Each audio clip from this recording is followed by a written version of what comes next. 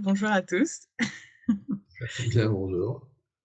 Aujourd'hui, je vous présente Pierre-Olivier Deric. Je suis ravie de le rencontrer avec vous et parce qu'on va passer un agréable moment. Nous, on a commencé un petit peu en off.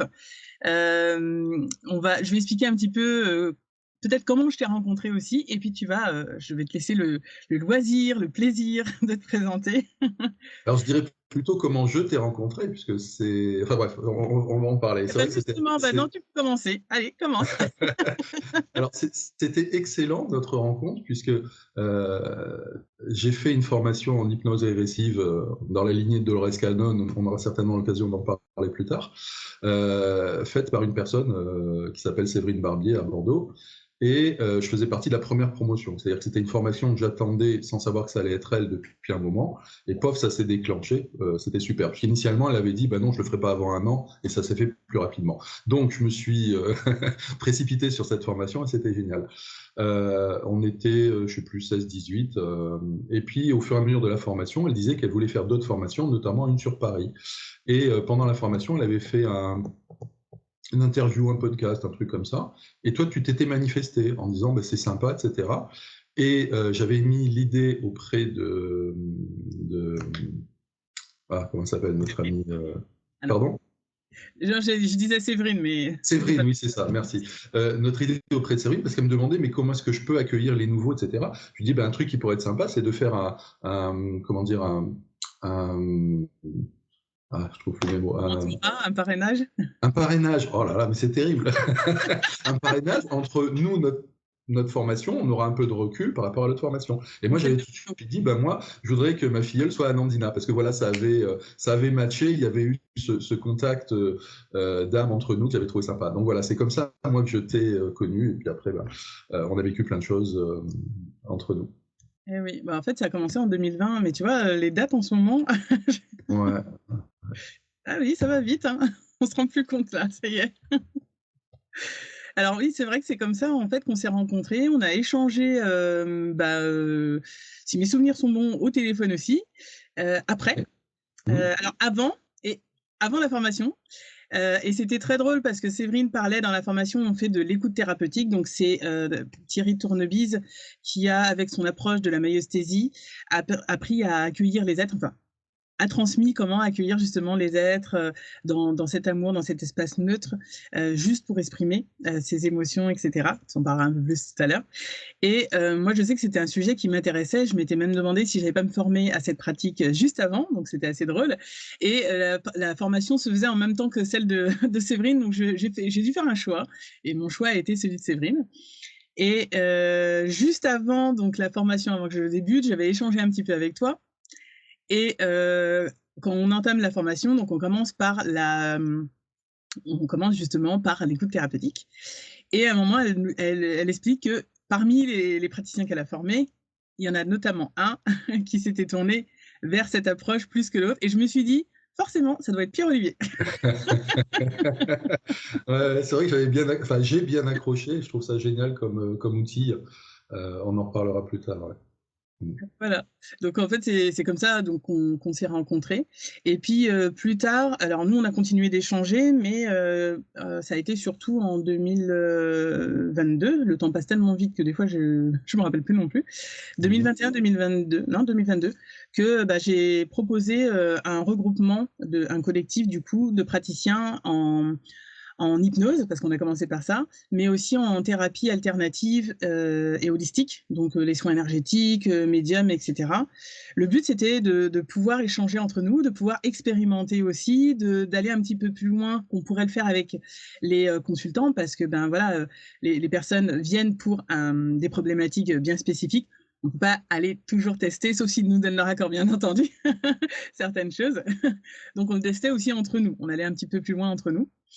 Ça a donné d'ailleurs les explorations. Alors au début, moi, je pensais pour moi que c'était de l'hypnose, mais au fur et à mesure, ma conscience se moquait gentiment et les guides du fait que je canalisais. Donc c'était pareil, c'était le début pour moi.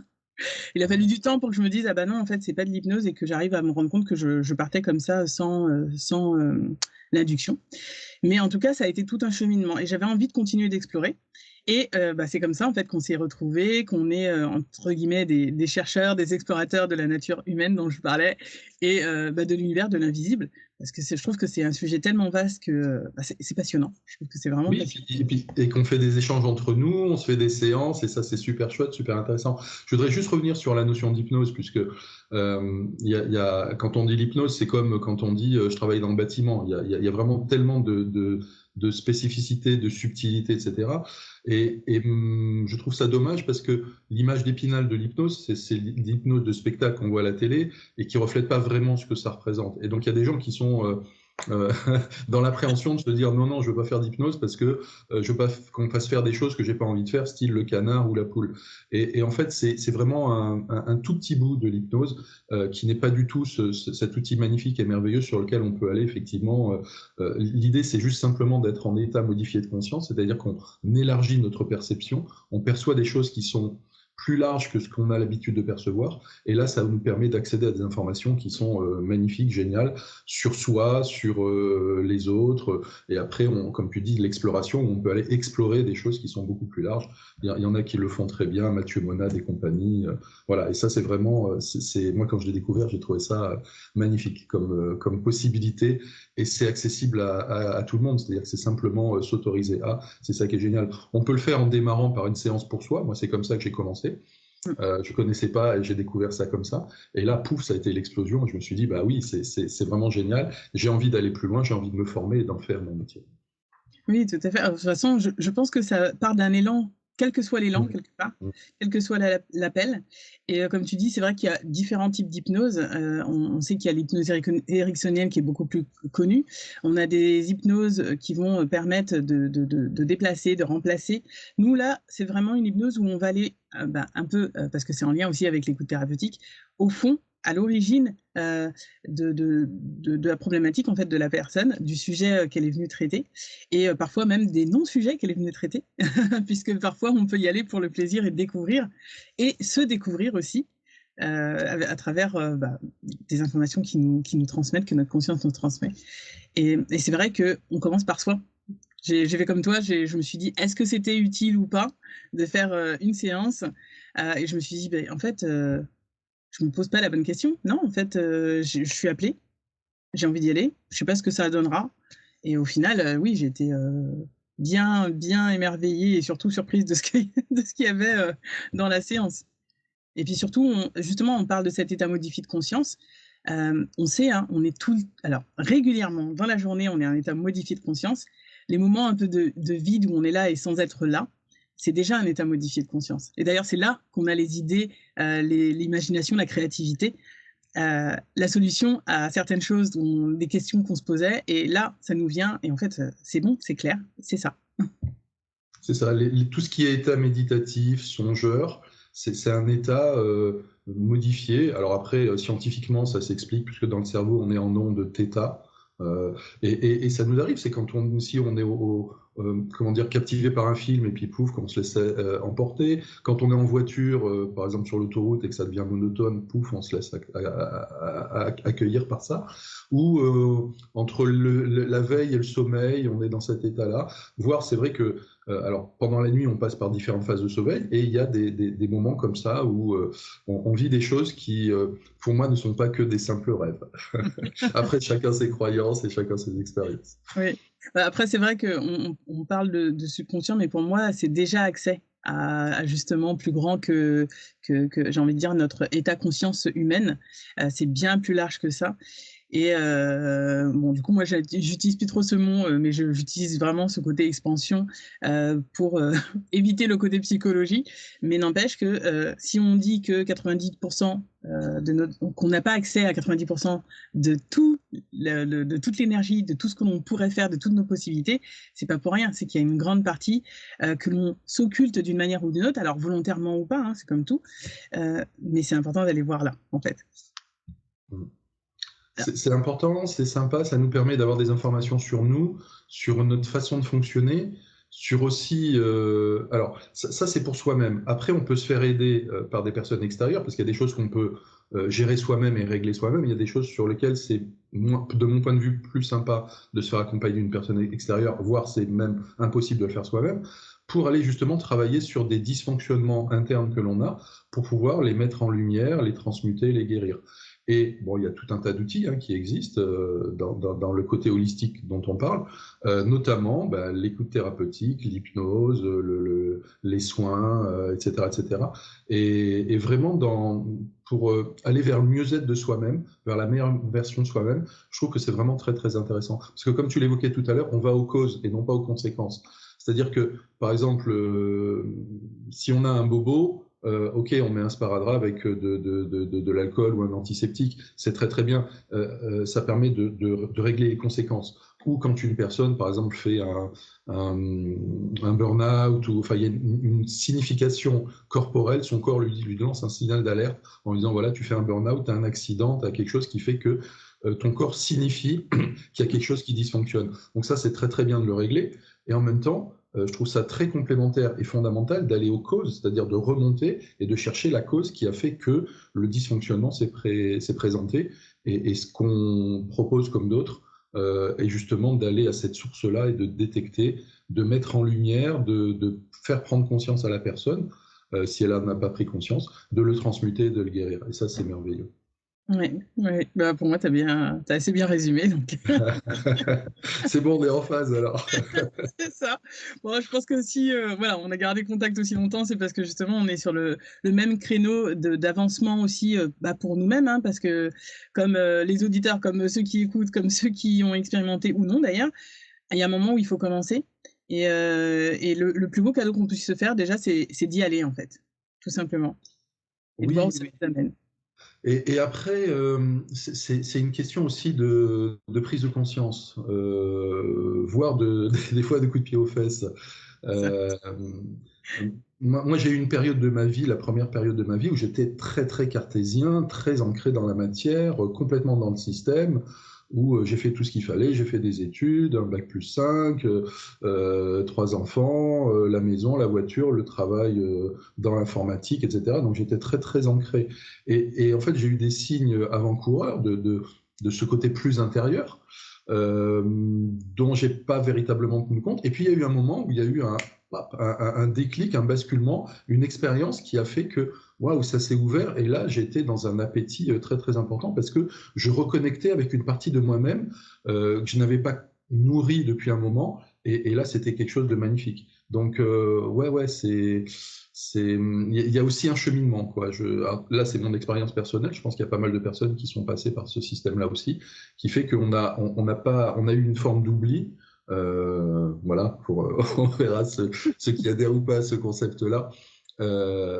Et ce réveil, qu'il soit progressif ou plus percutant, comme par exemple une prise de conscience ou un accident de la vie, accident physique, corporel, AVC, etc., la perte d'un être cher, une amnésie importante suite à un traumatisme, fait que on prend conscience de ça et là on se dit waouh, il y a autre chose qui est possible et il y a autre chose qui se joue en nous que le niveau de perception que j'avais jusqu'alors.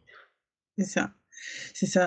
Après c'est toujours assez, subtil à expliquer parce qu'encore une fois, c'est des expériences qui sont très intimes, presque j'ai envie de dire, qui vont être aussi très éclairants et c'est pour ça que moi j'aime beaucoup, Jung quand il parlait de synchronicité parce que quelque part, c'est faire émerger du conscient, de l'inconscient vers le conscient. Et Mhm. là, on se rend compte, en fait, qu'effectivement, il y avait déjà des appels, je pourrais appeler ça des petites, un peu comme des clignotants qui sont parsemés un peu tout le long de notre route pour dire, regarde, il y a là aussi, tu peux aller voir. Et puis après, c'est est-ce qu'on prend la porte, est-ce qu'on ouvre cette porte ou non? Oui, tout à fait. Est-ce qu'on sent l'appel? Est-ce que c'est le bon moment pour nous? Sachant qu'il n'y a pas de mauvais choix, en fait. Il y a aucun jugement. Et si on a une opportunité à un moment donné, eh ben, donc deux chemins, on peut prendre le chemin qu'on veut. La vie nous fera dérouler ce qui est bon pour nous. Et de toute façon, pour moi, on est là sur Terre pour vivre et expérimenter, voilà, et être dans le cœur. Ça, on en parlera un petit peu plus tard. C'est ça le plus important, quoi. Donc les choses matérielles sont intéressantes. Et en plus, on a, je considère, la chance de vivre dans une partie du monde qui est accueillante, où il n'y a pas eu de guerre depuis un certain temps, et où on nous propose un développement cohérent de notre personne, d'un point de vue humain et matériel. Et ce côté-là alors plus intérieur, plus spirituel, plus divin, après chacun mettra le mot qui lui convient, permet vraiment de trouver une harmonie en soi et d'aller vraiment vers une meilleure version de soi-même et d'être en phase avec pourquoi on est là sur Terre, nous-mêmes, et comment est-ce qu'on peut être en harmonie avec les gens autour de nous et vivre en étant nourri de ces choses-là. On sait bien qu'on a tous des contraintes matérielles, hein, déjà respirer, manger, avoir un logement, etc. Donc ça, ce sont des choses qui font que le fait qu'on soit incarné dans un corps, on a des besoins et des nécessités, parce que si on arrête de boire, en 3 jours, ça devient très très compliqué. Et en même temps, il y a d'autres choses qui vont au-delà, qui font que au niveau de notre intérieur, de notre âme, de notre partie divine, vous appelez ça comme vous voulez, il y a des choses sur lesquelles on a envie de vivre, d'expérimenter, de comprendre, de modifier, de changer, de guérir et de nourrir, quoi. Voilà. Et donc c'est là où j'en suis dans l'étape de ma vie, c'est aujourd'hui de trouver un fonctionnement qui fait que je sois vraiment en accord entre ma partie incarnée et ma partie divine, dans le monde qui m'entoure, dans mes relations, et que je me sente joyeux, gai, nourri et dans le cœur. Et de plus en plus, c'est ça, de plus en plus dans le cœur. Et en fait, j'avais envie que tu parles un petit peu de ton parcours, et parce que là, quelque part, tu nous donnes déjà la conclusion. Ok, donc le parcours. Donc j'ai dit un parcours très classique, hein, au départ, voilà. À un moment donné, donc comme je disais, j'avais eu quelques signes avant-coureurs dont j'avais pas tenu compte. Par exemple, ma compagne de l'époque qui me disait, quand on allait à La Rochelle, qui me disait, comme là-bas c'est compliqué de se garer, de trouver une place de parking, elle disait, je demande à mon père, son père qui était décédé, de me trouver une place de parking. Bon, voilà. Ok, il y a ce genre de petites manifestations. Elle était allée à Paris et puis elle avait trouvé à Montmartre la boutique des anges, donc elle m'avait ramené un bouquin qui était de converser avec son ange, j'avais commencé à écrire, enfin plein de petits trucs comme ça. Et puis c'était l'été 2015 où une personne proposait un atelier de méditation et d'auto-guérison. Et j'en avais entendu du bien par une amie qui l'avait fait le mois d'avant. Je m'étais dit, waouh, ça m'intéresse, je sentais vraiment l'appel. Donc je me souviens que j'avais contacté la personne qui m'avait dit, j'ai pas encore mis en ligne la séance du mois suivant, mais je vais le faire, et ça me met en joie. J'avais trouvé ça bizarre comme manière de parler. Quelqu'un qui me disait, ça me met en joie d'avoir un contact et de prévoir la séance suivante. Enfin bref, et j'y suis allé, et alors là, pouf, ça a été une explosion. Où vraiment vraiment la connexion, la reconnexion avec cette intériorité, tout ce qui est possible entre nous, en nous, et de vraiment reconnecter un univers et un monde qui était vraiment pour moi à la fois fantastique et merveilleux. Et suite à ça, j'ai eu un appétit pendant 2 ans de tout le temps aller voir, de découvrir plein de choses comme ça qui étaient dans le monde de l'invisible, dans ce qui était plus intérieur. Donc des méditations, des soins Reiki, j'ai fait une formation en soins énergétiques, je suis allé au Brésil voir un guérisseur, je suis allé à Lourdes, je suis allé sur le chemin de Saint-Jacques, je suis allé voir un swami en Allemagne, enfin j'ai fait vraiment plein de choses. Je suis allé rue du Bac à Paris, pour ceux qui connaissent. Je suis allé en Israël sur les traces du Christ. Enfin, j'ai fait vraiment plein de choses qui me reconnectaient, qui me nourrissaient par rapport à cette démarche. Donc, j'ai cette phase euphorique. Aujourd'hui, alors après, donc, j'ai vraiment senti que c'était quelque chose qui m'appelait et qui prenait de plus en plus de place dans ma vie et dont j'avais vraiment besoin. Donc, j'ai changé progressivement de métier. Et j'en suis venu justement à aller vers ces métiers d'accompagnement, puisque ma mission d'âme, donc j'ai fait une séance par rapport à ça, ma mission d'âme qui m'a été révélée, enfin confirmée, parce que c'est pas révélé, je veux dire, dans les séances qu'on fait avec les personnes qui viennent nous voir font, souvent ce sont pas forcément des révélations, mais plus des confirmations, parce qu'on le sent au fond de nous. Et donc j'ai senti que ma mission d'âme, c'était d'aider, d'accompagner les autres, justement pour faire le même développement, la même reconnexion à eux-mêmes et aller vers la meilleure version d'eux-mêmes et se débarrasser de ces dysfonctionnements, le même chemin que je faisais moi-même. Donc en parallèle, je le faisais pour moi et j'accompagnais les autres pour le faire. Voilà, j'ai fait un glissement progressif, j'ai fait de la respiration holotropique et je l'ai proposé, des soins énergétiques, jusqu'à cette formation en 2020. Alors déjà, moi, l'expérimenter, l'hypnose régressive de type Dolores Cannon. Et j'ai cherché à faire la formation parce que je sentais vraiment que c'était intéressant. J'ai eu tout un tas de possibilités, mais je voulais vraiment la faire en présentiel. C'est-à-dire que y a des gens au Canada, aux États-Unis, donc la fille de Dolores Cannon a pris la suite.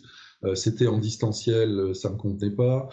J'ai contacté une personne sur Lyon, on devait commencer, puis ça s'est pas fait. Du côté de La Rochelle, etc., ça s'est pas fait. Enfin bref, donc il y a eu tout un tas de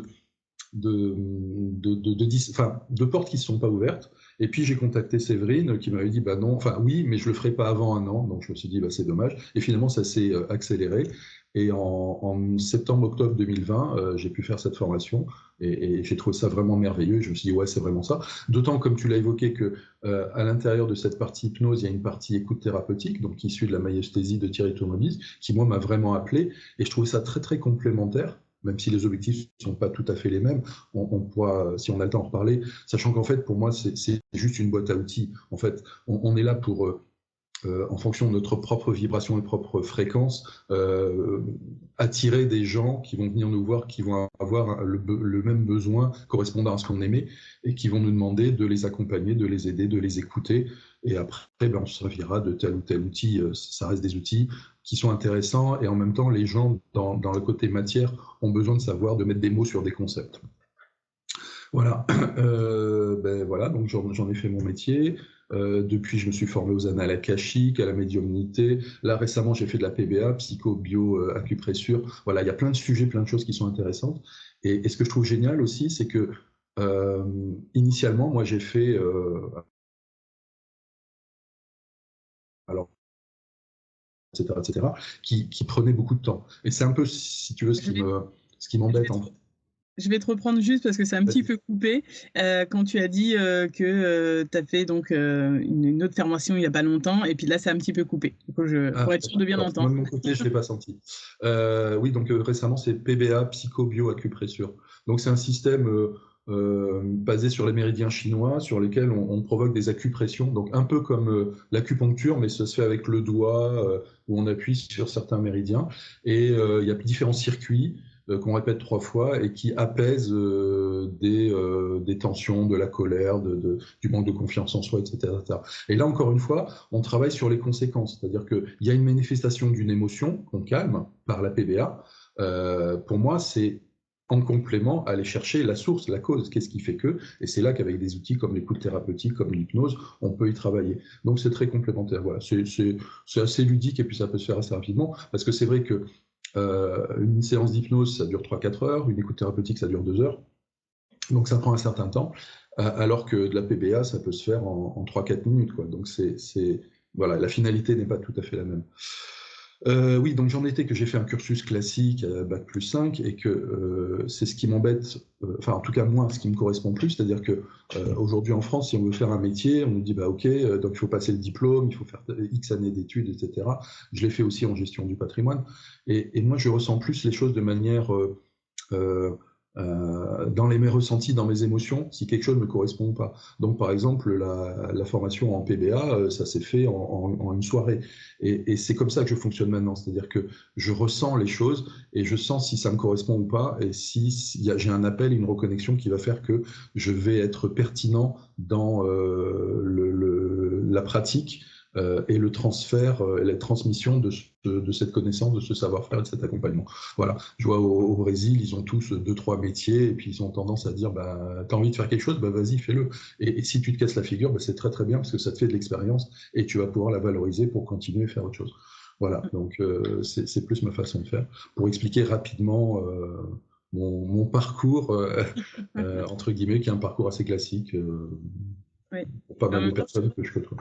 Bah, oui, oui, mais en même temps, je trouve ça intéressant d'avoir un regard autre parce que quand on est dans d'autres cultures, on se rend compte que, effectivement, on peut faire 2-3 métiers, différents et des fois complémentaires d'ailleurs, ou même un métier dans lequel on a plusieurs outils qui sont complémentaires. C'est vrai que c'est très, français presque, j'ai envie de dire, d'avoir une seule corde à son arc entre guillemets, et un diplôme, et cetera, une spécificité. Alors que dans beaucoup de pays, effectivement, c'est beaucoup plus large que ça, en fait, parce qu'on se rend compte qu'on peut mélanger les outils, pour en créer des nouveaux. D'ailleurs, c'est comme ça que, là, pour un exemple que je connais bien, c'est la sophrologie. Ça a été inventé, mais c'est parti de principes, de yoga, d'exercices, et cetera. Et en fait, on en fait quelque chose qui est plus complémentaire en mélangeant, en prenant un peu de chaque. Mais je trouve que qui est intéressant dans tout ça, c'est toujours qu'on revient au cœur en fait de soi. Donc après, il faut trouver l'outil qui nous correspond, comme tu dis. Ouais, ouais, tout à fait. Et c'est vraiment cette démarche qui, pour moi, enfin, qui moi me correspond, c'est-à-dire d'être passé du mental au cœur. Alors, le mental est très important, hein, c'est lui qui nous permet ben, de faire les actes courants de la vie, de penser à respirer, de conduire, voilà, de se nourrir, de faire une activité, un métier quel qu'il soit. Et en même temps, le cœur, c'est vraiment ce qui fait vibrer le côté créativité. Il y a une manière très simple de le distinguer, c'est-à-dire quand on dit je dois, il faut que, on est dans le mental. Quand on dit j'ai envie de, on est dans le cœur. Donc on perçoit bien la différence quand on commence une journée, par exemple vous êtes un week-end, vous vous réveillez, vous vous dites tiens, ah oui, il faut que j'aille faire les courses, que je remplisse le frigo, machin. Bon, ok, c'est à faire, mais c'est pas forcément très nourrissant, en tout cas nourrissant au niveau interne. Et par contre, quand on se pose la question en disant, ben, tiens, qu'est-ce que j'ai envie de faire ce week-end? Qu'est-ce qui me ferait plaisir? Ah ouais, tiens, j'ai très envie, là, alors, pour prendre l'actualité, il faisait très mauvais, il y a eu beaucoup de pluie, etc. Là, il y a un rayon de soleil. Ah ouais, j'ai envie d'aller me balader dans la forêt, d'être au contact de la nature, d'entendre les oiseaux toucher les arbres. Voilà, on sent qu'on n'est plus sur la même façon de fonctionner. Il y a des choses qu'on a besoin de faire pour le côté quotidien. Et puis il y a aussi ce qui nous nourrit, ce qui nous fait vibrer, ce qui est dans notre créativité, dans notre cœur. Et effectivement, ça, c'est pour moi quelque chose de super important, qui fait que la vie prend du sens, que la vie a un côté, alors j'allais dire beau. Je vais parler de la beauté de la vie parce que on vit tous des expériences. On est là pour vivre des expériences sur Terre. Et bien évidemment, il y a des expériences sympas et des expériences moins sympas. On a tous des traumas, des machins, des choses dans la vie qui ont été, pour certains, vraiment très très durs. Des moments de bonheur qu'on peut partager soi-même à deux ou à plusieurs, une famille, des enfants, enfin tout un tas de choses comme ça. Et en fait, la vie est une succession d'expériences qui sont sympas ou pas sympas. Et pour moi, c'est au début, bah, les mauvaises expériences, ça m'a assommé, ça m'a vraiment fait mal.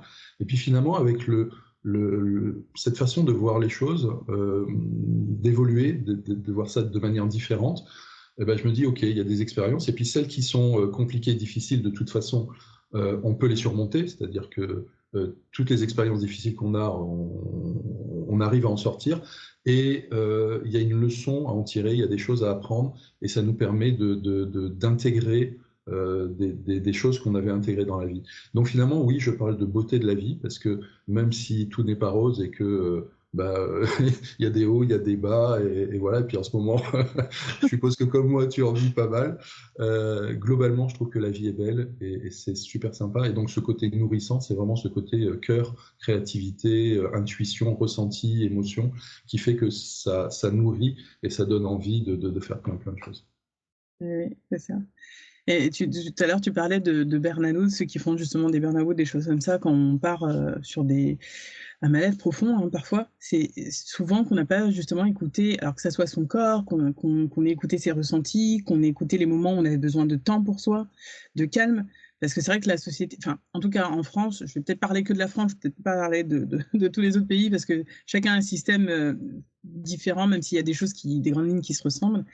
Mais d'être connecté à soi et de pouvoir sentir qu'on a besoin de moments de pause, de calme, là d'activité, là d'aller voir certaines choses et d'avoir ce temps, d'avoir cet espace, de s'accorder cet espace en fait pour pouvoir le faire, nous évite justement d'avoir des grands moments moi j'appelle ça des downs, des grands moments où on n'est pas très bien, même si parfois ces moments-là peuvent être justement, entre guillemets, une crise pour trouver autre chose et ouvrir cette porte parce que, ben, comme voilà, je dis souvent, l'être humain a malheureusement besoin de souffrir grandement pour des fois se dire ah oui, mais en fait, je peux peut-être faire autrement pour avoir cet espace de vide où en fait, il ne voit plus de solution avec justement son mental. Et là, il lâche prise. Et justement, on a cet état modifié de conscience où on commence à avoir l'intuition qui arrive. Et là, on se dit, ah oui, ah bah tiens, bah oui, je vais peut-être faire ça. Quel que soit ça. Mm. Mais du coup, c'est cette porte. Oui, et puis il y a des choses aussi plus... Enfin, tout se rejoint. Tu parlais de Jung tout à l'heure. Il y a plein de choses aussi qui ont trait à la psychologie, puisqu'on travaille aussi là-dessus, hein, sur la psyché humaine d'une manière générale. Et ça m'a fait venir un truc intéressant, c'est-à-dire que nous-mêmes, en vivant des expériences ou en les côtoyant, ça nous permet de les intégrer et après de pouvoir accompagner les personnes. J'ai eu l'appel d'une dame là, hier pour prendre un rendez-vous, et en fait, elle me disait que elle a eu des soucis physiques, donc col du fémur, poignet cassé, etc., etc., et qu'il y avait en discutant, si tu veux, on a vu qu'il y avait une certaine répétitivité, c'est-à-dire que grosso modo, c'était au mois d'octobre chaque année. Et ça m'a fait penser justement à une chose que j'ai, alors pas vécu directement, mais indirectement.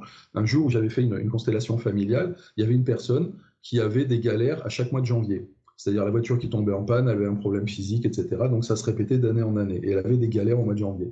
Et en fait, en instruisant au cours de la séance, on s'est rendu compte qu'au mois de janvier, c'est là qu'était arrivée sa petite sœur. Donc avant, elle était super avec son papa et sa maman, elle avait l'amour et l'attention de chacun des deux. Et quand sa petite sœur est arrivée, sa mère est partie à la maternité, logique. Et puis son papa, il avait plein de choses à faire, donc elle a été placée chez ses grands-parents. Et elle s'est trouvée esseulée, isolée, abandonnée par son père, sa mère, par rapport à cet épisode-là. Alors ce qui nous paraît nous, très logique, puisque quand on sait comment ça fonctionne, qu'on ait été parent ou pas, enfin on voit comment ça se passe, que c'est une période particulière et que l'arrivée d'un enfant fait que ça chamboule le quotidien, elle avait vécu véritablement comme un traumatisme et il y a eu un dysfonctionnement qui s'est mis en elle. Et donc le fait de le mettre en lumière lui a permis de le comprendre, de l'intégrer, de le transmuter, de le guérir. Donc c'est ça aussi qui est sympa, c'est-à-dire que moi qui ai eu cette expérience il y a 5-6 ans de cette constellation familiale, ça m'a refait la connexion hier avec cette dame qui m'a appelé, qui m'a sollicité pour qu'on se voit. Et voilà, donc c'est ça aussi qui est sympa, c'est-à-dire qu'il y a des ponts, il y a des connexions, et finalement le fonctionnement humain est à la fois simple et merveilleux et complexe. Et quand on s'y intéresse, comme toi et moi et d'autres personnes, quand c'est vraiment ce qui nous fait vibrer et ce qui nous plaît, on se rend compte que on trouve les mécaniques qui se mettent en place et on sent comment est-ce qu'on peut accompagner la personne en disant « Ah tiens, là j'ai détecté ceci et cela ». Alors ça amène un autre concept, c'est que d'une part, il y a deux concepts là dont je voudrais parler, c'est d'une part la position basse, c'est-à-dire que nous, en tant que thérapeute, on accueille la personne, on lui propose un univers propice à ce qu'elle-même accède à sa propre guérison. C'est-à-dire que moi, je considère que ce n'est pas à moi à lui dire il faut aller à droite ou il faut aller à gauche. C'est lui suggérer en lui disant tiens, il y a deux chemins, qu'est-ce qui serait bon pour toi, comment est-ce que tu sens les choses, et simplement fournir un environnement sécure, propice, dans lequel la personne va pouvoir avancer et aller chercher ce qu'il y a en elle, que ce soit avec l'hypnose, l'écoute thérapeutique, c'est ce que je faisais aussi avec la respiration holotropique, etc. Ça, c'est super important. Et la deuxième chose, c'est laisser la personne faire les choses, parce qu'on ne peut pas les faire pour elle. Si la personne a une résistance ou un blocage ou est dans le déni par rapport à cette situation-là, c'est très très bien. C'est simplement lui montrer en lui disant voilà, on a mis le doigt sur quelque chose. Maintenant, si la personne, ce n'est pas le bon moment pour elle d'aller le visiter, on le laisse et c'est très bien parce que ça correspond à ce que la personne a à vivre à ce moment-là. On a montré à la personne ce qui se jouait en elle. C'est le bon moment pour elle d'aller l'accueillir, tant mieux. Ce n'est pas le bon moment, ça se fera autrement, différemment, avec une autre personne, à un autre moment. Oui, et moi, ce que je trouve hyper intéressant, que ce soit dans les explorations, ils nous donnent plein de petites pistes, parce que moi, j'avais vraiment l'impression de faire du rébus ou des des jeux de pistes au fur et à mesure qu'ils nous donnaient comme des indices, que ce soit pour moi ou pour ceux qui écoutaient. Mais en fait, c'est qu'on va commencer à amorcer un point.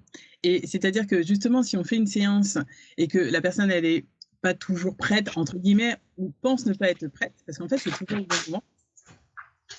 Vas-y, vas-y, je Je perds rebranche mon ordi sur secteur. Parce que j'ai plus beaucoup de batterie, donc il fallait. Je t'écoute, je t'écoute. Donc voilà, en fait, bah voilà, comme là, on a des moments d'absence. En tout cas, il y a des moments où, où c'est ça, où en fait, on met le doigt du coup, sur peut-être un point qui va être important à aller travailler. Moi, j'ai l'impression que c'est un peu comme, c'est à voir pour la prochaine fois. Et la prochaine fois, ça va être peut-être le mois d'après, dans 2, 3 mois, peut-être dans un an, parce que la personne, elle dit, ah, OK, là, c'est bon, je suis prête. Mais c'est comme pour préparer, en fait. C'est, OK, on a vu le A, maintenant, on va aller voir le B qui va décocher pour pouvoir aller encore un peu plus s'ouvrir.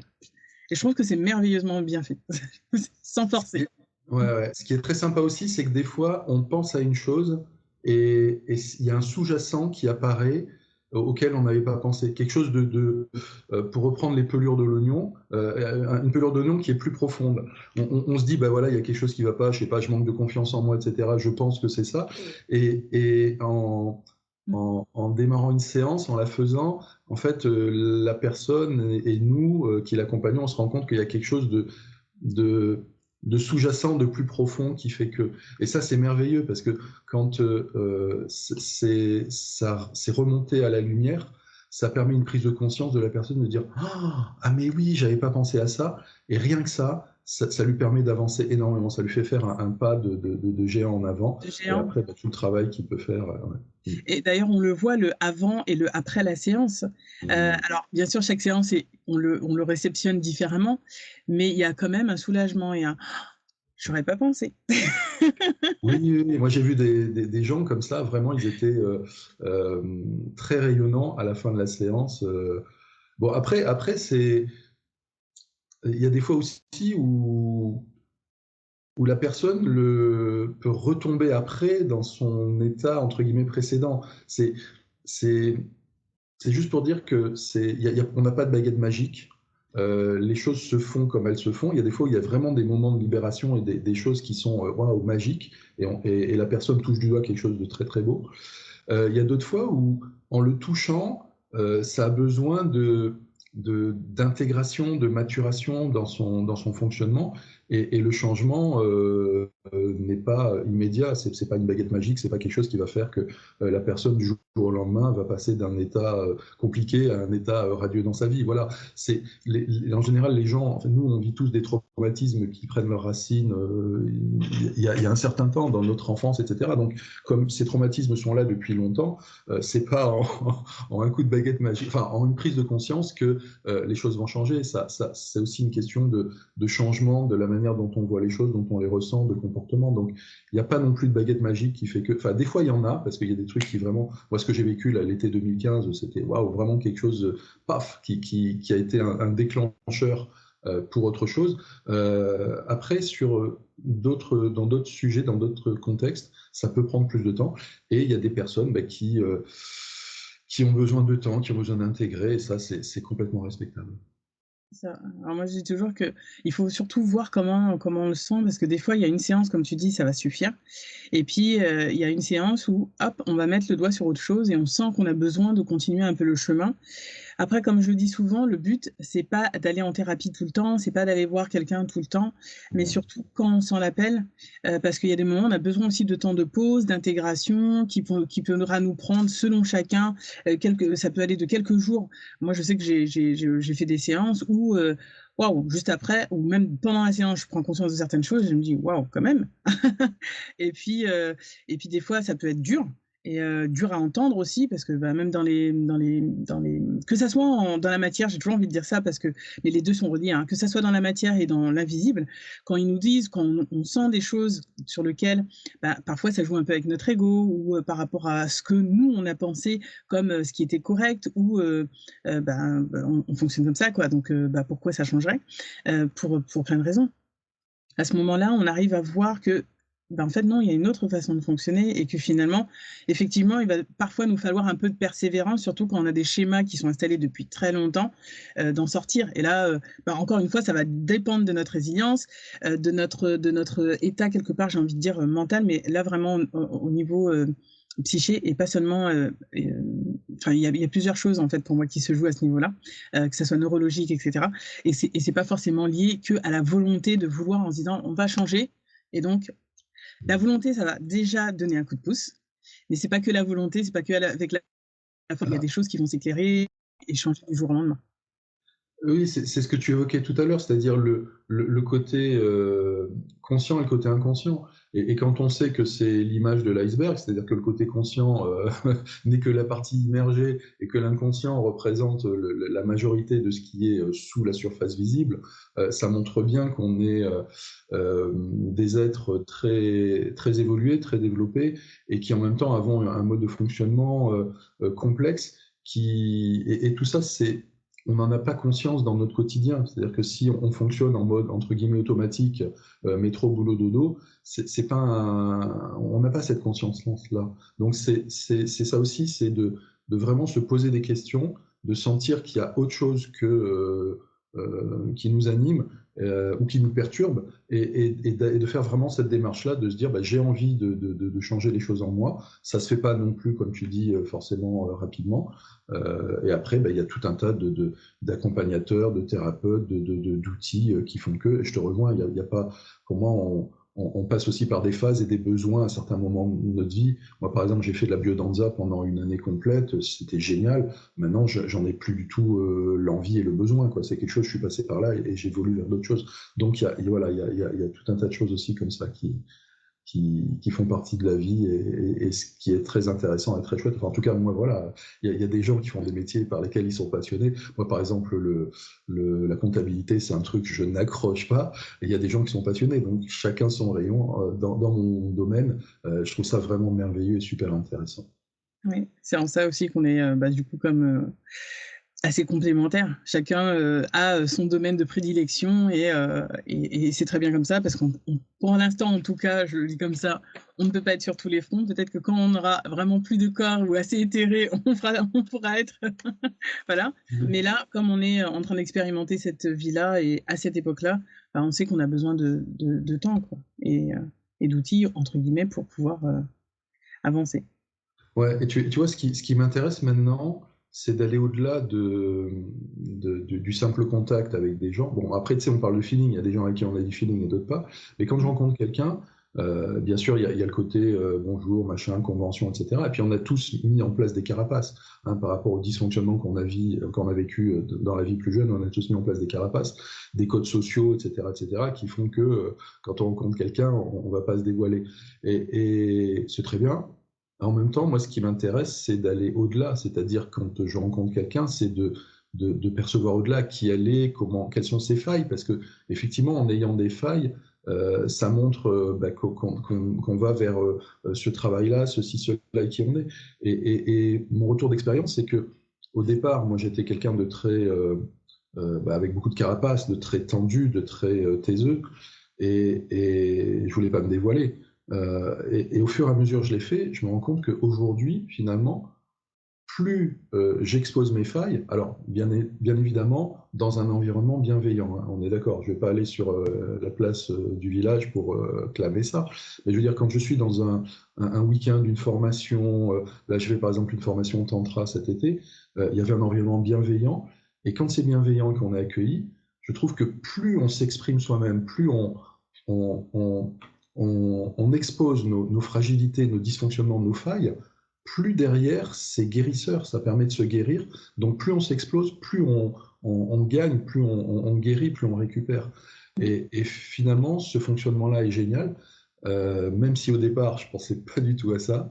Et c'est quelque chose de merveilleux. Encore une fois, c'est pas faire avec n'importe qui, n'importe comment, n'importe où. C'est vraiment quand on est accueilli en tant que tel, sans jugement, dans un environnement bienveillant, avec des gens qui sont là pour expérimenter la même chose que nous. Alors il y a des gens qui encadrent, qui accompagnent, puis d'autres gens qui expérimentent. Et vraiment, cette mécanique-là, elle est merveilleuse, quoi. Ce qui est entre guillemets contre-intuitif, par rapport à notre vie moderne, occidentale.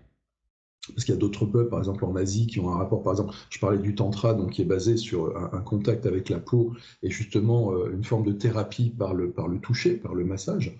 En Asie, c'est super normal pour eux de se faire masser, de se toucher, etc. Nous, en Europe occidentale, oh là là, déjà là, tu vois, avec ce qui s'est passé récemment, on se fait plus la bise, mais alors se toucher, même se faire un hug, un câlin, moi je trouve ça génial, mais il y a plein de gens pour qui c'est pas forcément simple. Donc voilà, il y a tout un fonctionnement qui est différent, et je trouve que quand on passe ce pas, il y a vraiment un, un gain. C'est pas le terme exact. Enfin, dans le beau comté des chances, quoi. C'est-à-dire qu'il y a vraiment une potentialité, un gain qui se place en nous, qui est vraiment super, super intéressant. Encore une fois, c'est un cheminement long, hein, puisque là, ça se fait pas. Moi, je l'ai pas fait en 2015, hein, je l'ai fait beaucoup plus récemment. Donc, c'est aussi tout un cheminement qui fait que. Ouais. Mais en fait, je trouve ça intéressant ce que tu dis parce que ça me rappelle une chose qui nous ont répété je ne sais pas combien de fois dans les séances où ils nous disaient mais soyez vous-même et exprimez-vous. Et en fait, je me rends compte qu'effectivement, en se libérant de notre propre parole, en libérant justement, comme tu dis, nos failles, etc., on est aussi accessible aux autres et les autres aussi osent du coup ouvrir et parler. Et je pense que c'est le plus beau chemin. Alors c'est pas toujours évident, tu vois, hier je me faisais un petit parce que des fois il y a des choses qui me viennent quand je marche, parce que c'est moi des fois ma forme de méditation où je marche et il y a des choses qui viennent parce que justement je laisse venir. Et c'était ça, c'était qu'il y a eu un moment où je me suis cachée aussi, où j'ai eu où je me disais, enfin, je n'osais même pas dire en fait que j'étais, même si ma conscience me dit, je n'osais pas dire parce que ça me faisait peur. Comme toi, je sortais d'un monde plus rationnel, on va dire. Et pareil, j'avais pas envie d'aller crier ça sur la place du village, tu vois. Je me disais bon, comment je présente ma pratique aux personnes, comment j'en parle, etc. Et finalement, à un moment, j'en ai parlé comme allant de soi. Et maintenant, j'en parle plus facilement encore. Alors bien sûr, encore une fois, c'est quand on me pose la question, alors qu'avant, je n'aurais pas répondu tout de suite, ou j'aurais dit thérapeute au sens large. Et puis maintenant, j'ose expliquer un peu plus. Et finalement, peut-être que certaines personnes vont être tout de suite dans l'écoute et vont dire ok, ça m'intéresse. Et puis il y en a d'autres, non, qu'est-ce que c'est que ça? Et en même temps, quand on fait des petits tests ou des petites choses comme ça, après, on n'est pas un phénomène de foire. Hein, le but c'est pas d'aller dire allez tiens on va tester. Mais du coup, les personnes peuvent être étonnées et se disent ah oui, ok, là, bon, il y a peut-être quelque chose effectivement, mais c'est juste ouvrir la porte ou entrebâiller du moins. Et peut-être qu'elle continuera avec moi, avec quelqu'un d'autre, avec toi, peu importe. De toute façon, c'est pas le plus important.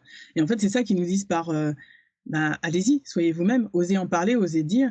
Et c'est vrai que quand ils nous disaient, ça paraît simple, mais comme tu dis, c'est tout un processus. Il y a souvent plein de choses comme ça qui paraissent simples. De même, quoi, quand nous on détecte quelque chose chez l'autre, moi souvent je le dis, je dis ouais, c'est ça, c'est A plus B, ça fait C.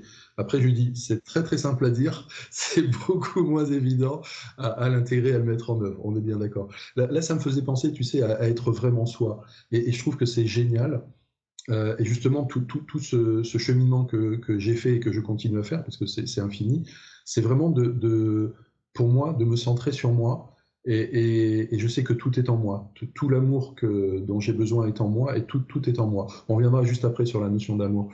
Et ça permet de se détacher du regard de l'autre, ce que tu disais. C'est-à-dire que, par exemple, que ce soit sur notre métier, notre pratique ou tout un tas d'autres sujets, avant, moi, j'étais sensible, comme beaucoup de gens, au regard de l'autre. C'est-à-dire que quand tu es en société, alors travail, famille, amis, etc., tu fais attention à ce que tu dis et tu as tendance à essayer de s'accorder avec l'autre. Il y a eu tout un tas d'études psychologiques comme ça qui ont été faites, assez marrantes. Alors que maintenant, je dis qui je suis, je m'affirme beaucoup plus. Et si la personne n'est pas d'accord ou par rapport à qui je suis ou ce que je dis, etc., mais ça me touche presque pas. Je dis, tu sais, c'est les accords Toltec, hein, les 4 accords Toltec. Pour ceux qui connaissent pas, je vous invite vraiment. Moi, ça a été un point d'entrée merveilleux pour moi. Donc, le deuxième, je crois, c'est ça, c'est ne fais pas attention. Là, si tu veux. Pardon. Je les ai en plus. Juste. Enfin, ne tient pas compte de ce que disent les autres, quoi. Tu vois, je me souviens plus l'intitulé exact. Enfin, c'est ça, c'est-à-dire que le regard de l'autre lui appartient et il se comporte en fonction de ses propres filtres et de ses propres croyances. Donc, c'est pas parce que moi je dis quelque chose et que lui me répond, par exemple, de manière négative ou agressive que ça lui appartient, quoi. Ça m'appartient pas à moi. C'est comme un jour Dalai Lama qui prenait un exemple comme ça, qui disait, bah, si tu donnes un cadeau et que la personne veut pas ton cadeau, à qui appartient le cadeau? Bah, à toi. Donc, si tu es agressif et que tu envoies un pic ou de l'agressivité à la personne et que la personne ne se sent pas concernée, bah, ça t'appartient à toi. C'est exactement la même chose. Donc, ouais, le fait d'être vraiment soi-même et de se sentir en phase avec qui on est et enlever de plus en plus ces filtres, ces carapaces qui font qu'on joue un rôle, c'est beaucoup plus libérateur, c'est beaucoup plus serein parce que tu dépenses moins d'énergie à jouer un rôle et puis bah, l'autre te dit un truc, bah, ok, mais ça t'appartient mon gars, ça m'appartient pas à moi. Si t'es pas d'accord parce que la Terre ne tourne pas rond, bah écoute, ok, moi c'est toi, ça t'appartient, ça m'appartient pas à moi. Et si tu me dis quelque chose qui te convient pas, bah ok, c'est pas à moi. Donc le deuxième accord Toltec de mémoire à revoir. Voilà. Alors là, je pourrais pas tous les citer, mais c'est vrai que c'est un merveilleux livre. Alors je ne sais pas si on va voir, en tout cas. C'est flou. C'est ne prends rien à titre personnel. Les 4 accords Toltec, La voie de la liberté personnelle, Don Miguel Ruiz. Bon.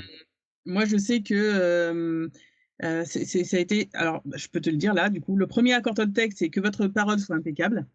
Voilà, bah, sois toi-même. Voilà. Ne prends rien à titre personnel. Ça, vas-y, ça me revient. Quoi qu'il arrive, n'en faites pas une affaire personnelle. Le 3e, ne faites pas de suppositions. Voilà. Le 4e, faites toujours de votre mieux. Et si mes souvenirs sont bons, je crois qu'il y en a un 5e, mais dans un autre. Il y en a un 5e que j'ai pas retenu. Et oui, alors ne fais pas de suppositions aussi, c'est génial parce que ça nous est tous arrivé. Hein. Si je prends par exemple le sentiment amoureux en se disant, alors ce qui me concerne, hein, parce que je suis un homme, elle est mignonne, est-ce que je vais la voir, est-ce que ceci, et puis on se fait plein de films et finalement ça nous coupe dans l'action, alors que finalement, bah, essaye, vas-y, j'y vais, ça marche, ça marche pas, et puis c'est tout. Et puis le dernier, le 4e. Ouais, fais toujours de ton mieux, bah, c'est ça, et ton mieux évolue chaque jour, c'est-à-dire que mets-y tout ton cœur quand tu fais quelque chose. Et tu t'aperçois que c'est ce que tu fais à l'instant T. Tu fais de ton mieux. Alors, c'est pas forcément extraordinaire ou très bien vu par d'autres personnes, mais c'est pas grave parce que tu t'améliores au quotidien, toutes les expériences font que, et tu fais de ton mieux. Et vraiment, ouais, je reviens sur cette histoire de ma découverte. Et un des premiers éléments, ça a été ça. Ça a été les 4 accords Toltec. Et j'ai trouvé ça vraiment très percutant. Très simple, très beau, très magique. Donc, ouais. Ben, c'est très simple et c'est, je trouve, assez. Moi, je sais que j'avais pas tout lu et d'ailleurs, en le ressortant, je me dis qu'il faudrait que je le relise, enfin que je le lise tout court aussi, parce que j'ai beaucoup de livres dans ma bibliothèque où, je ne sais pas, je suis un téléchargement de livres, je sais pas. Et en fait, j'arrive souvent à avoir l'information en fait qu'il faut. Mais des fois, ça fait aussi du bien de relire pour réintégrer justement certaines choses parce qu'on peut oublier. Hein, on sait, hein, on a une mémoire, mais on oublie aussi certaines choses, ce qui est normal. Mais c'est surtout intéressant. En plus, j'en ai un autre, moi, qui m'a été très aussi utile à un moment. Bon, je vais peut-être pas tous les montrer puisqu'on ne voit pas trop. Mais ça a été Laurent Gounel, L'homme qui voulait être heureux. Oui. Il a fait partie de mon chemin aussi. Paulo Coelho aussi. Ouais, mais celui qui a été un peu ma bible de chevet, c'est James Redfield, La prophétie des Indes. Alors moi j'ai toute la collection. Donc on a la prophétie. Mais en fait, il y a ensuite la 10e prophétie et le secret de Shambhala. Voilà. Et c'est vraiment... déjà, je trouve que dans la prophétie des Indes, le premier, je trouve que déjà, on résume assez bien tout ce que l'on sait là, nous, aujourd'hui aussi. Mais c'est vraiment intéressant parce que du coup, on a déjà toutes les clés. On a toutes les clés. Et après, c'est mettre en pratique. Donc, et s'accorder du temps et de l'amour. Et dans cet amour, il y a l'estime de soi, justement, la confiance en soi. En ce moment, ça m'a parlé énormément cette année, en plus 2023. Et c'est très fort parce que du coup, dans l'amour, il y a tout ça. Et plein d'autres choses aussi, d'ailleurs. Mais en résumé, je résume là. Ouais, je reviens juste sur les bouquins. Il y en a un deuxième aussi que j'avais lu à l'époque, que j'avais trouvé génial. Et il me parla d'un cerisier, de poussière et d'une montagne, quelque chose comme ça. Le début, en tout cas, c'est ça. Et ça parle de quelqu'un qui, en fait, ne vit que des situations où il a peur, alors qu'en fait, la peur n'est que dans son mental, et la peur n'est pas réelle. Et j'avais trouvé ça génial. Il n'est pas très très long en plus, il n'est pas très épais. Je ne sais pas s'il est très connu. Et pour moi, ça avait été un vrai déclic en me disant, ben oui, finalement, la seule vraie peur qu'on peut avoir, enfin, c'est la mort. C'est-à-dire, on est face à un animal sauvage, euh, un tigre ou un truc comme ça. Là, oui, on peut avoir vraiment peur. Mais sinon, toutes les autres peurs, peur de manquer d'argent, peur de se dire, oh là là, si je lâche ce boulot-là, qu'est-ce que je vais avoir derrière, peur du sentiment amoureux, enfin, il y a plein de choses comme ça. Des projections.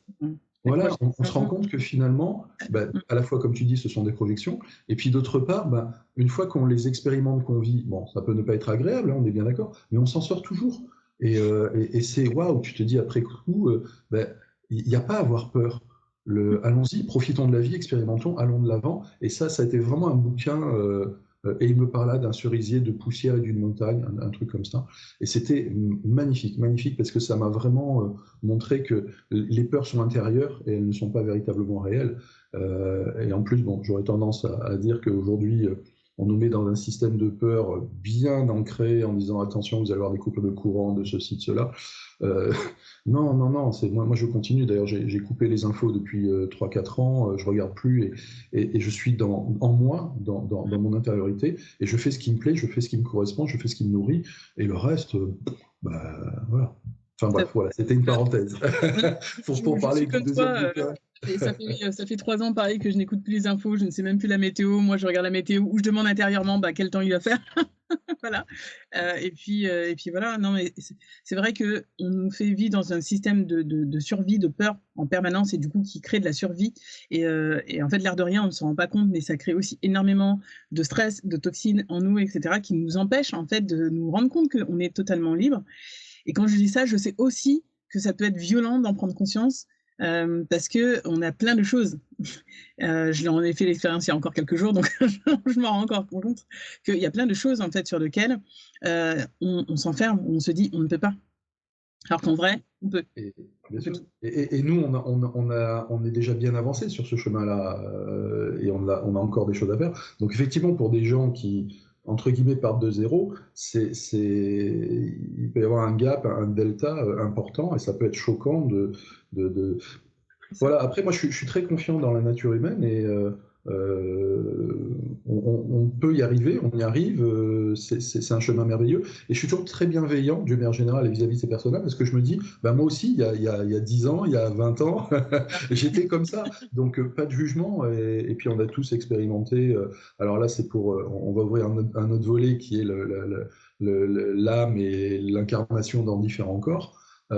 Pour ceux qui y croient, moi c'est mon cas, et on a tous vécu dans d'autres vies, anciennes ou parallèles, des rôles sympas, pas sympas. On a tous été bourreaux, victimes, sur le bûcher, sorciers, sorcières, voilà, gentils, pas gentils, etc. Donc voilà, il y a pour moi beaucoup de tolérance, et on forme une grande communauté, une grande unité des êtres humains et des êtres vivants de manière plus large sur Gaïa, qui fait que voilà, on vient pour expérimenter, et on peut tous aller vers une version meilleure de nous-mêmes en avançant et en faisant des choses. De toute façon, même je sais, même s'il y a des moments où on peut en douter, et moi j'en fais aussi partie, hein, il y a des moments où on est fatigué, où on se dit mais c'est quand qu'on va y arriver, etc. Moi je sais que quand j'ai commencé, c'était bon, on y va, allez, on va aller tous se libérer. Et alors avant que je commence l'hypnose, hein, moi je parle vraiment avant, où je me disais non mais c'est bon, là, on va sortir de ces schémas-là, on va y arriver, etc. Il y a des moments où on perd aussi un peu confiance, sauf que et je me rends compte aussi encore aujourd'hui, j'y pensais ce matin, où en fait tous les petits pas que l'on fait vont aider, même si on n'en a pas conscience, et peut-être que ça va être un tout petit pas pour nous et qui vont aider d'autres personnes, et que ça va prendre peut-être 20 générations, mais n'empêche qu'à un moment on a un nouveau système. Comme nous aujourd'hui on a entre guillemets une démocratie, on pourra dire tout ce qu'on veut aussi dessus, c'est pareil, hein, mais on vit dans un minimum de confort, où on a quand même de la culture, de l'éducation, même si elle est escalée, peu importe, on a quand même certaines choses qui nous sont apportées pour un mieux-être. Puis après, c'est pareil, c'est une béquille pour s'aider à comprendre encore une fois qu'on peut tout faire intuitivement en sachant que ben voilà, on a tout en nous, cet amour inconditionnel dont on parle si fort et si longtemps, que ça soit nous dans les séances, hein, peu importe, mais c'est là. Et effectivement, il y a des choses, on peut sentir un décalage. Comme toi, il y a certaines, moi, je sais que on parlait notamment de reptiliens. Il y a des choses, ça me semblait totalement, voilà. Et encore, je dis ça, c'était vraiment il y a encore récemment, hein, c'était encore il y a 2 ans, avant qu'il me fasse aussi travailler dessus. Et je me disais non mais c'est bon, on va sortir de ces théories un peu fumeuses. Et il y a des choses qu'on entend. Tu vois, comme tu disais, quand cette personne te parlait et te disait ça me met en joie. Et bien maintenant, ce terme-là, tu l'utilises. Ouais. Et ce que tu disais, c'est le colibri de Pierre Rabhi, c'est-à-dire que chacun fait, voilà, on ne peut pas révolutionner le monde, mais chacun en faisant sa part, on améliore petit à petit et ça prend de l'ampleur et de la collectivité. Moi, je vois hein, si on reprend l'historique, tout ce qui est holistique, il y a 15-20 ans, on n'en entendait pas parler, c'était très très rare. Alors il y avait un peu d'acupuncture, moi j'en ai fait, après ça a été les soins Reiki, et là on voit qu'aujourd'hui c'est beaucoup plus important, c'est beaucoup plus divulgué, il y a beaucoup plus d'outils, de techniques, et il y a de plus en plus de personnes qui viennent là. Alors, avec un déséquilibre homme-femme, je trouve, hein, il y a beaucoup de femmes qui sont très spontanées, très ouvertes à ce genre de choses-là. Pour nous, les hommes, c'est moins évident. Il y en a moins. Bon, après, c'est juste comme ça. Et puis, ça va se mettre en place, notamment avec les nouvelles générations, les enfants arc-en-ciel, etc. Enfin, voilà, c'est assez sympa. Voilà. Et tu disais, pour terminer, le mot de la fin, l'amour, c'est un sujet dont tu voulais Ah, ça y est, on coupe. Remarque, oui, après, on aurait tellement de choses à dire. Oui, oui, l'amour, c'est vraiment... moi, ma référence, pour ceux qui connaissent, c'est le film de Colin Serrault, La Belle Verte. Voilà. Où, justement, les gens sont dans leur cœur. C'est-à-dire qu'ils fonctionnent en étant dans cet amour. Alors, je parle de l'amour universel. Hein, c'est ni un amour. Enfin, il n'y a pas de manipulation ni d'intention dans ce fonctionnement. Et il n'y a pas un côté sexuel, c'est-à-dire que je suis un homme et je suis attiré par une femme, ou inversement, ou homosexuel, etc. Enfin, je veux dire, après, chacun son truc. C'est vraiment de l'amour universel. Et ce film-là, pour moi, traduit bien l'état d'esprit qui, moi, me correspond et correspond à pas mal de personnes. C'est-à-dire qu'il y a un moment où tout ce fonctionnement qu'on nous propose de compétitivité, ne serait-ce qu'à l'école, où on a un classement des notes, etc., où on nous propose toujours plus parce que le dernier téléphone est sorti l'année suivante et remplace l'ancien, il faut acheter, ou avoir la dernière voiture, ou le dernier ordi, ou machin, etc. Moi, c'est quelque chose qui me correspond plus. Et vraiment, ce qui me plaît, c'est ce côté nourrissant, c'est ce côté cœur, c'est de quoi j'ai envie, et ce côté amour universel. Alors, après, ça se met en place dans certaines conditions, dans certains environnements. Je dis, si j'ai une réunion un week-end dans un cercle bienveillant, bien sûr que ça va être très important. Si après, je vais aller acheter ma baguette de pain, forcément, ça va être beaucoup plus limité. Donc, c'est aussi adapté en fonction des actes de la vie quotidienne. Globalement, je trouve ça vraiment la tendance qui m'anime et qui nous anime à beaucoup, d'aller vers ce côté, je t'accueille, toi, tu es différent, et c'est très bien, et on a des choses à partager, et on peut se placer de plus en plus dans une relation d'âme à âme, de cœur à cœur, pour trouver des éléments communs et faire avancer les choses, et aller vers cette unité, vers cet amour qui fait que finalement, c'est vraiment la chose qui pour moi nous anime au fond de nous, au fond de qui on est tout au bout. C'est oui, l'amour universel, et qu'est-ce qu'on peut... Pourquoi on est là sur Terre, c'est pour ça, quoi, pour vivre cet amour et le répandre et l'échanger. Après, tu parlais de cadre pour avoir cet amour. J'aurais envie de dire oui et non. Tu sais que j'aime bien les oui et non. Ça coexiste. Oui, parce que c'est vrai que pour l'instant, c'est pas forcément selon l'endroit où on est, selon la famille où on est, etc. Et aussi, enfin bref, c'est plus ou moins adapté. On se sent assez à l'aise, accueilli pour justement pouvoir le faire.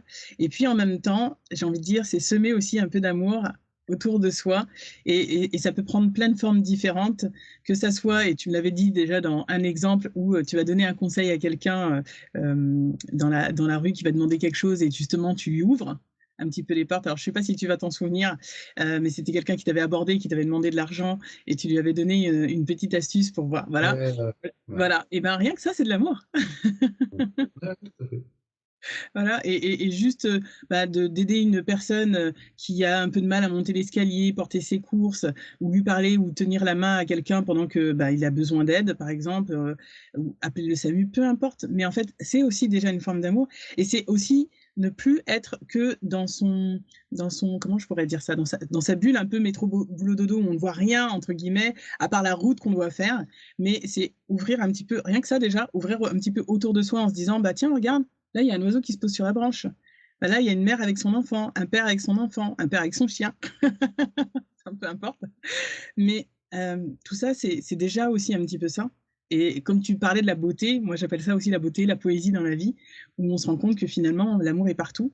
Et c'est réussir à petit à petit à faire grandir ça. Alors bien sûr, hein, c'est pas évident. Encore une fois, c'est un processus. On arrive à ouvrir de plus en plus, mais c'est le mettre le doigt dessus à chaque fois de plus en plus en conscience. Et bah, c'est là aussi qu'on fera le chemin pour amorcer bah, ce changement. Mm. Alors après, ce que je tiens à ajouter, c'est qu'on n'est pas dans un monde de bisounours. Parce qu'il y a des gens comme ça qui peuvent nous dire, mais c'est utopiste ce dont vous parlez. Euh, pour moi, non, je vais au-delà. C'est pour ça aussi que je parlais d'adapter en fonction du contexte. Mais Oui, tout à globalement, fait. je suis d'accord avec toi. On est dans notre cœur et après, soit on sème une graine, soit on répand de l'amour de manière plus importante. Ça dépend aussi comment le contexte est propice ou pas, si le contexte est propice ou pas, si les personnes sont plus ou moins réceptives. Mais dans tous les cas, on sème une graine et c'est toujours très sympa. Et voilà, donc pour moi, c'est pas du tout utopiste, c'est pas du tout quelque chose d'inatteignable. Et bon, ça pourra faire l'objet d'un autre rendez-vous. Il y a ce côté-là aussi de certaines lois de l'univers qui disent que finalement, on peut manifester ce qu'on vibre vraiment. Et pour moi, c'est ça. Et je l'expérimente. Alors, pas comme un être éveillé comme Ama, par exemple, j'en suis pas à ce niveau-là, ou Mermera. Et ceci dit, en étant dans cette démarche-là d'être centré sur son cœur, l'amour, vraiment, ça se met en place dans ma vie de plus en plus. C'est ce que j'expérimente et je trouve ça vraiment très sympa. Donc pour moi, c'est pas une utopie, c'est vraiment quelque chose qui est réel, accessible et accessible par chacun de nous, quoi. Je veux dire, il y a pas de prérequis, il n'y a pas de nécessité, il n'y a pas d'obligation. Voilà, c'est vraiment si vous sentez, ça sera ma conclusion à Voilà. tous les gens qui nous regardent et qui vont nous regarder. Si vraiment vous sentez cet appel du cœur, allez-y, vous verrez que c'est vraiment merveilleux et c'est accessible. Il n'y a pas de prérequis, il n'y a pas de choses à avoir ou ne pas avoir. On a tous ça en nous. C'est juste une question de le recontacter parce qu'on a tous cet immense potentiel et cette immense lumière en nous. Voilà. C'est très juste. Et en fait, je parlais entre guillemets, de la source qui nous parlait justement de l'amour, de cette désidentification pour retourner à cette unité de l'amour, ce coin neutre, cet espace neutre où justement on a accès à tout. Et c'est juste un processus en fait de compréhension, d'ouverture, même si on ne comprend pas, mais d'ouverture. Et en fait, c'est ça le chemin. Donc, encore une fois, osons, petit à Ouais, petit, mais ouais. osons. Alors, je voulais juste rajouter que l'hypnose qu'on pratique, toi et moi, et d'autres personnes, c'est justement un outil qui permet d'accéder à ces vies antérieures ou parallèles dont je parlais. Et c'est vraiment très très sympa parce que moi, la première fois que je l'ai découvert, je me disais c'est quoi ça? Bon, maintenant, je l'ai intégré complètement. Donc, typiquement, dans une séance, ce qu'on appelle le plateau thérapeutique, c'est-à-dire la période où on vit véritablement l'expérience d'expansion de conscience. Il y a deux phases. Il y a une première phase où on explore des vies qu'on a déjà vécues et qui est très très sympa, en lien avec la vie actuelle. Et après, une deuxième partie qui est un échange avec notre conscience supérieure, notre moi profond, notre partie divine, notre intériorité, vous appelez ça comme vous voulez, et qui permet de répondre à des questions qu'on se pose et d'avoir des éclairages, des guérisons, des contacts avec des défunts, etc., etc. Donc vraiment, oui, ce côté vie autre, dont on pourra reparler lors d'une autre séance, c'est Oui. vraiment quelque chose qui est aussi très très sympa et qui ouvre un champ des possibles beaucoup plus grand. un champ d'expérimentation beaucoup plus grand plutôt que de possible. C'est vraiment de l'expérimentation et du réel. Et c'est génial, quoi. Voilà, donc, c'est ça, et c'est un peu, j'ai envie de dire, une autre étape de l'éveil. Et tu parlais de l'éveil spirituel, c'est pour moi, enfin peut-être qu'on peut englober du coup dedans, mais justement de tout ce côté invisible, et de se rendre compte que l'invisible est aussi ancré dans le visible, même si des fois on en doute. Moi, ils m'ont tellement dit, et après ils m'ont montré des exemples concrets, donc j'ai bien compris à la suite. Mais c'est vrai que finalement, on est juste en train de matérialiser ce qu'ils nous transmettent, ce que l'on sent. Et quand je dis sur les plans supérieurs, c'est nous aussi, hein. C'est notre conscience plus élevée qui vient. Le divin est en nous, hein. Le divin est en moi, le divin est en toi, en chacun de nous. Et juste, je précise que ce qu'on disait en préambule de la séance, c'est que y a des gens qui sont aussi dans leur cœur en étant beaucoup dans la matière, quoi. Il n'y a pas besoin forcément d'être spirituel ou éveillé pour être dans son cœur. Je connais plein de gens, moi, qui agissent comme ça. Donc voilà, c'est vraiment après très personnel. On peut être plus ou moins éthéré. Vraiment, le truc, c'est d'être dans son cœur. Et il y a plein de gens qui sont dans leur cœur et qui sont vraiment dans la matière et dans l'action. Et ça, c'est magnifique. Merci. Ce sera le mot de la fin. Merci beaucoup. C'était très sympa. Alors, je vous remercie à tous, que ce soit les personnes qui nous voient ou les personnes qui nous écoutent. Je remettrai toutes les informations de Pierre-Olivier Deric dans les petites informations sur le podcast. Et puis, quand tu retrouveras le nom de ton livre, je le mettrai également. Je t'envoie ça, ouais. Voilà. Antoine Page, voilà. Antoine Page, c'est l'écrivain. Et il me parla de cerisier, de poussière et d'une montagne. Enfin, je te redonnerai les trucs. C'est Antoine Page, voilà, ça m'est revenu. Voilà, et ben, je le mettrai. Allez, merci bonne à journée tous, à tous. Ouais. et bonne journée. À bientôt.